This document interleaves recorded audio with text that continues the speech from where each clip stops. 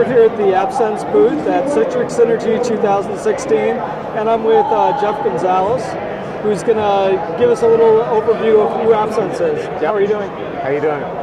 So AppSense brings you a solution to manage all the pain points that IT organizations have around user environment management. So the key categories that we focus on, and we have been focusing on for the last 16 years that AppSense has been around, is around the areas of personalization.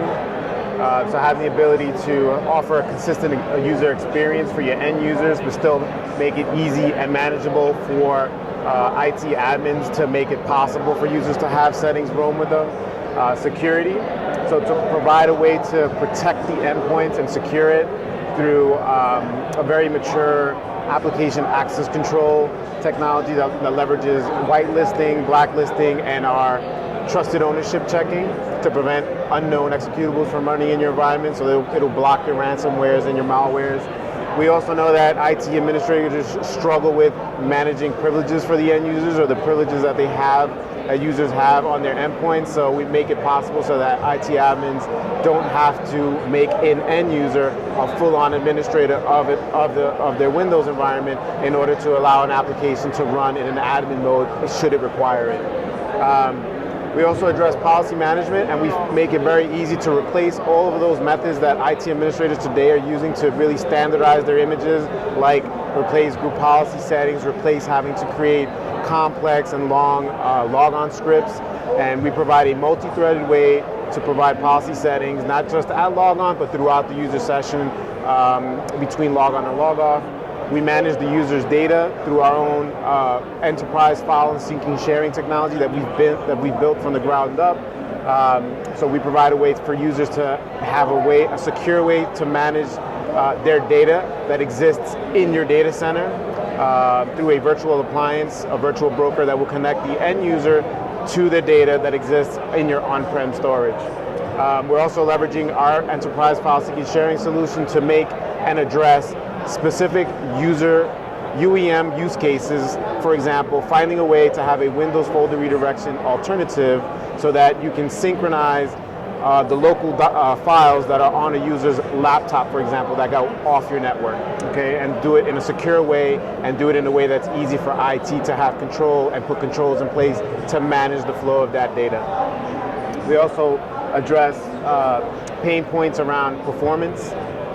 We know that, especially in shared computing environments like Citrix XenApp servers, where you have multiple users having sessions on a single server, you have 10, 20 instances of Word. We provide a way to manage the way those applications are consuming CPU and memory, so that the IT administrator can then increase the server density on those XenApp servers, so now you're getting more users on that existing XenApp server, and some of our customers are seeing anywhere from a 10 to 40% increase in the number of users that they're able to get on their XenApp servers. And our latest and greatest addition to our solution for UEM is now endpoint visibility. So, for years now we've had a way to have a control in place to address these different key categories. Now we have a way to report on and capture analytics around these key areas and report it back in a way where the IT admin can use that data, that information in the reports to find problems in their environment, and also to determine if their environment is good. So because you can use the reporting data to not only see where you might have a problem, but to also see if, what your benchmarks are, what your averages are, and what are things that are within the normal constraints of your systems on a daily basis. So to point out a couple things in my lab, for profile management, so we have a profile solution that will ensure that the user has a consistent experience across any platform that you're allowing your user to have access to. So whether it be a physical or virtual environment, whether it be a XenApp or a physical desktop environment, user settings will always follow the end user. So here we have a same user logged into two different environments. We have a 2012 RDSA server, and we have a Windows 10 physical virtual desktop. So our three-tier architecture allows for on-demand streaming of user profile settings. So I don't need to rely on user log on and log off in order to move a user's settings around wherever the user has a session. So I'll just make some noticeable changes here so that we can see these settings follow the end user. And now, when we close the application or on process stop, we'll synchronize the settings to a backend database, SQL database. And without having to log in, now the next time the user opens the application, the settings from the AppSense server are retrieved and streamed down to the user session. So we can do this, and this really helps with reduction in your logon times, because we're not relying on the user logon to move this data around and to move the user data as a single object. We're bringing it, we're synchronizing the data and moving it around, as portions of the user profile to help with things like reduction in logon times and a consistent user experience for the end user. Other areas that we're addressing is application access control. So, the ability to prevent a user from launching applications that are trusted and that are in your environments. So here we have an example of two different users logged on to the same RDSH server. So, but each user has the different level of privilege and can access different things. My user here with the white background is my least privileged user. This user can't do much. This user here, we're making some exceptions and allowing them to do more than the other user. So that's why I'm able to, for example, launch these known and trusted applications as this user, but when we attempt to run it as this user here, we're being blocked. Should the user want to have access to something that's prohibited or denied, there's a very easy workflow for the user to make a policy change request.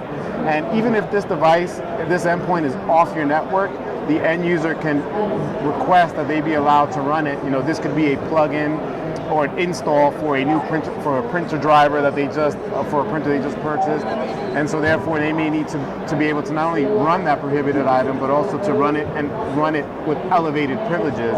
And so the end user could submit their request over the phone or over email, and through a challenge and response system where you have a unique response code generated here that's verbally provided to someone on your support desk, that person on the support desk can then feed that into their admin console to generate an authorization code, and then verbally provide that to the end user so they can enter it there and then be allowed to run the application. So you can, this is how we control access to applications for those applications that you know about. You can put them on a list, right? You can whitelist them, you can blacklist them. But for applications like ransomware, malware, those types of apps where they shouldn't be executed in your environment, you can't put them on the list. You don't know the name to put on the list. So for those applications, and we have an example here of a few, what we do is we leverage our trusted ownership technology to do a check of who owns the file on the system. So on NTFS, every file has an owner. So here we have the owner of the file. I place these files here with my admin account, so they're owned by the administrators group. When the user introduces the file to the system, so I'll just copy it and paste it onto the system here. What AppSense ensures is that the owner of the file becomes that of the account that brought it in.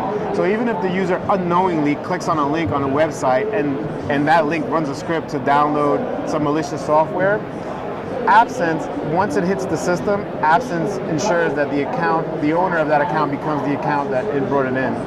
So what AppSense does is it does a check against the actual owner of the file. So we see that it's denied here, and it does a comparison against a list of trusted owners that you define in the AppSense config. So these are the only accounts that are allowed to own the files on the system. And so the concept goes is if the file is not owned by one of these accounts, it's therefore something that should not be on your build. It's something that is unknown and therefore is untrusted, and it'll deny it by way of that. So it will definitely protect against unknowns, applications like malwares and ransomware. So there's a lot of things going on here in terms of UEM, profile management, application access control, and our analytics solution can report on this information. So we report on So it's called AppSense Insight. And so what it reports on is information about user activity, information about applications, devices, and data. And some examples that you can see is, for example, I can see what my logon times are in the home page dashboard. So I can see what my averages are, what my minimums are, what my maximums are. And this gives you a really good snapshot of a bunch of, a lot of information that's going on in my physical or virtual desktop estate. So it'll give you logon breakdown, so I can see, how long each individual user logon is taking, and so I can determine any slowness or bottlenecking here and see if things are running in a sequential fashion or running items in parallel. So a lot of the Windows activities that happen at logon happen in a sequential fashion. So that's why you see one thing beginning, ending, and then the next thing beginning and ending. You'll especially see delays in your logon size. You have a lot of group policy objects that need to process. These will tell you how long those individual group policy settings are taking to process, and then you can, if you see one taking a long period of time, you can then go in there and find out what the bottleneck is. AppSense's policy management engine. So the items in green here, these are AppSense's policies or policies that you configure within our policy management engine. So you can see a lot of it is happening in parallel, so multi-threaded, right? And so this is another way in which we help with the reduction in login times. So the more you're doing in parallel, the quicker your login times are going to be. And some of the actions that you can do, there's no limit to the policy actions that you can set for your end users. So we break down, the user logon into various sessions. So these are the different opportunities of when you can apply a policy setting. These are some of the examples of the policy settings that you can apply. It's everything from registry keys to file and folder actions to mapping drives and printers to managing group policy settings through our ADM or ADMX actions.